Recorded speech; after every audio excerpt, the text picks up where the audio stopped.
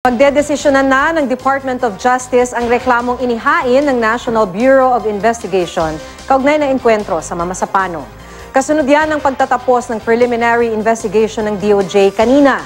Ayon kay Assistant State Prosecutor Alexander Suarez, hindi pa sila makapagbibigay ng time frame para sa paglalabas ng resolusyon.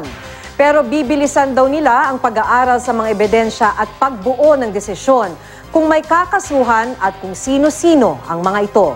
Sa pagdinig kanina, dumalo ang 9 na miyembro ng 84th Special Action Force Seabourn upang patotohanan ang mga sinumpaang salaysay na isinumite ng PNP Board of Inquiry na kasama naman sa NBI complaint.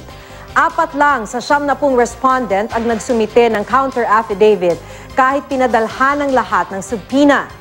Ayon sa abogado ng ilang respondents, hihintayin na lang nila ang resolusyon ng DOJ.